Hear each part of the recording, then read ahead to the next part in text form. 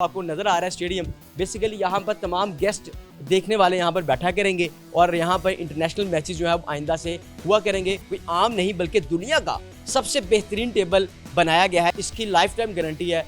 अब ये जो इसके फुट हैं वो कभी ख़राब नहीं होंगे। मनाजर जो आप देख रहे हैं ये सारे के सारे यूनिक है और इंटरनेशनल स्टैंडर्ड के मुताबिक बनाए गए हैं। मैं समझता हूँ कि ये बेस्ट इन्वायरमेंट उन्होंने बनाया है और टेबल जो है वो हमें प्लेयरों के लिए उन्होंने तैयार किया है। अल्लाह का शुक्र है कि ये बेहतरी की तरफ जा रही है और इंशाल्लाह आगे उम्मीद करते हैं कि इंशाल्लाह ये और बेहतर होगी। ये चीज़ें और भी बेहतरी की तरफ जा रही हैं इंशाल्लाह। कहीं ना कहीं प्लेयरों को सपोर्ट मिल जाए, कहीं प्राइवेट सेक्टर से कहीं ना कहीं लोग आगे आ जाएँ, वो स्पॉन्सरशिप दें और गवर्नमेंट जो है उसको थोड़ा सा ख्याल आ जाए इस चीज़ के बारे में।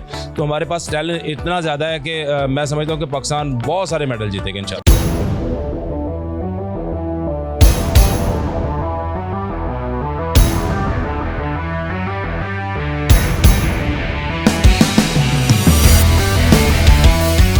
अस्सलाम वालेकुम नाज़रीन, आपने दुनिया में क्रिकेट, फुटबॉल और हॉकी के स्टेडियम तो देखे होंगे, लेकिन आज मैं आपको पाकिस्तान की तारीख का सबसे पहला स्नूकर स्टेडियम दिखाने के लिए लाया हूँ।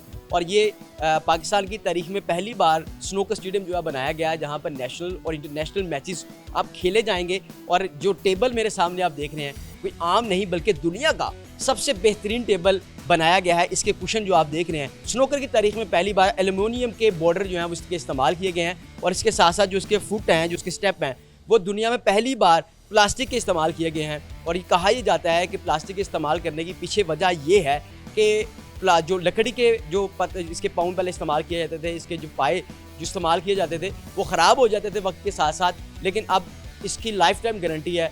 अब ये जो इसके फुट हैं वो कभी ख़राब नहीं होंगे। इसके साथ साथ आपको ये जो स्लेट नज़र आ रही है, जो पत्थर नज़र आ रहा है जो इसके नीचे इस्तेमाल हुआ है, ये भी दुनिया का सबसे यूनिक तरीन पत्थर इस्तेमाल किया गया है और ये चाइना से इम्पोर्टेड है। और कहा जाता है कि जब तक इस टेबल के ऊपर ये जो कपड़ा इस्तेमाल किया गया तब तक इसकी रनिंग जो है वो कभी ख़राब नहीं होगी। और इस टेबल पर सबसे पहला match world 2 champion Mohammad Yousuf और मोहम्मद आसिफ ने मैच खेला और क्या शानदार मैच था। और मज़ेदार मैच में तमाम शायकीन ने भरपूर इंजॉय किया था।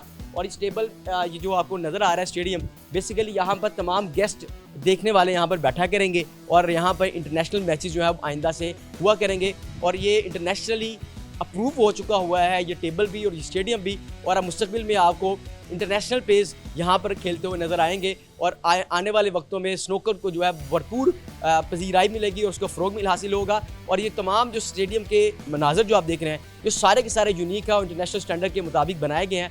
इसलिए जो दुनिया के और वर्ल्ड चैम्पियन जो है वो यहाँ पर खेलते हुए काफ़ी ज़्यादा खुश और मुतमईन जो है वो दिखाई दिए।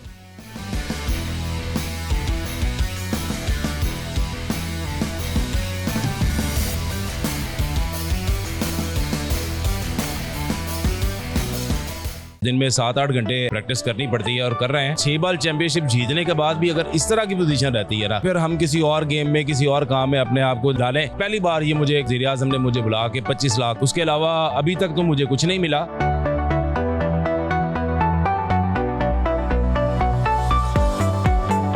पाकिस्तान में सबसे ज़्यादा वर्ल्ड चैंपियंस का टाइटल जीतने वाले मोहम्मद आसिफ इस वक्त हमारे साथ मौजूद है, जिन्होंने ना सिर्फ 6 बार वर्ल्ड चैंपियंस का टाइटल जीता बल्कि एशियन चैंपियंस का जो टाइटल है वो भी इनके नाम रहा। और पाकिस्तान में सबसे ज़्यादा टाइटल जीतने वाले ये पाकिस्तानी प्लेयर हैं। आसिफ भाई, सबसे पहले तो आपको बहुत मुबारकबाद कि पाकिस्तान का पहला जो स्टेडियम है स्नूकर का बनाया। तो कैसा लगा आपको कि इससे पहले तो कभी स्नूकर का स्टेडियम ही नहीं था? खैर मुबारक जी। और ये बहुत अच्छा लगा और ये बहुत अच्छा इनिशिएटिव है और मैं समझता हूँ कि ये बेस्ट इन्वायरमेंट उन्होंने बनाया है और टेबल जो है वो हमें प्लेयरों के लिए उन्होंने तैयार किया है। और अल्लाह करे इसको देख के हमारी जो गवर्नमेंट है उसको भी थोड़ा सा ख्याल है इस चीज़ का कि ये ज़रूरी चीज़ है और हमारे प्लेयर्स को ये चीज़ मुहैया की जाए ताकि हमारे प्लेयर्स जो हैं वो अच्छा प्रैक्टिस कर सकें और परफॉर्म कर सकें। मैं डिफेंडिंग चैम्पियन हूँ तो इंशाल्लाह मैं कोशिश करूँगा कि इंशाल्लाह अपने टाइटल को डिफेंड कर सकूँ और एक मुनफरिद रिकॉर्ड जो है वो पाकिस्तान के नाम कर सकूँ।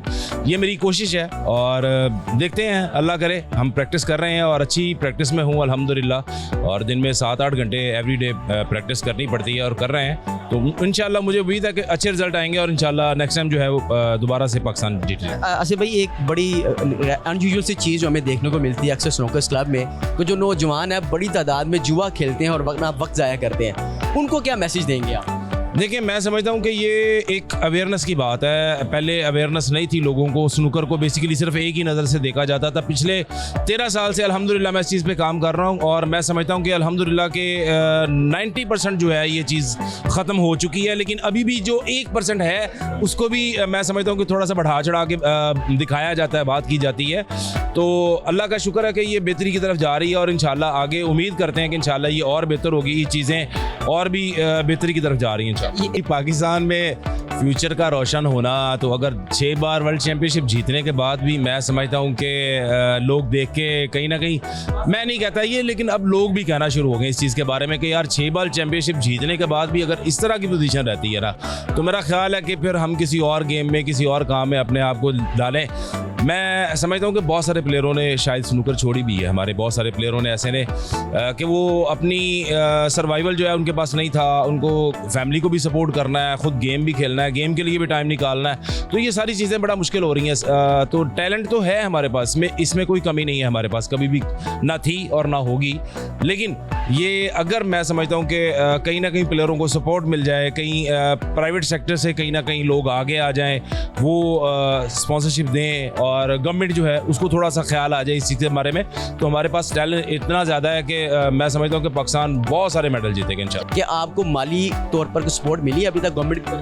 जी, मैं अगर 1 साल की बात करूं तो 1 साल में मैंने 2 वर्ल्ड टाइटल जीते हैं, एक मेंस का और एक मास्टर का। फिर मैंने सार्क का एक टूर्नामेंट जीता और कहने का मकसद है मुझे अभी 25 लाख, ये पहली बार ये मुझे किसी वज़ीर आज़म ने मुझे बुला के 25 लाख 13 साल के करियर में, जिसमें मैं वर्ल्ड चैम्पियनशिप जीत रहा हूँ मुसलसल, उसमें एक 25 लाख मुझे दिए थे। उसके अलावा अभी तक तो मुझे कुछ नहीं मिला और मैं उम्मीद करूंगा कि आगे शायद इनको थोड़ा ख्याल आ जाए, जिस तरह जेवलिन या बहुत, मैं किसी गेम के बारे में नहीं कहना चाह रहा, ना किसी प्लेयर के बारे में कहना चाह रहा हूँ। मैं तो सिर्फ अपनी बात करूंगा कि अल्लाह करे कि ख्याल आए और जो मैं परफॉर्म किया, जो मैं डिज़र्व करता हूँ इस चीज़ के, जो चीज़ें डिज़र्व करता हूँ, अल्लाह करे उनको ख्याल आए और वो मुझे दुनिया में कहीं भी चले जाएँ वहाँ पर प्लेयर्स को अकेडमी दी जाती है, कोच दिया जाता है और बहुत सारी सहूलियात दी जाती हैं, तब भी वो हम जैसा परफॉर्म नहीं कर रहे।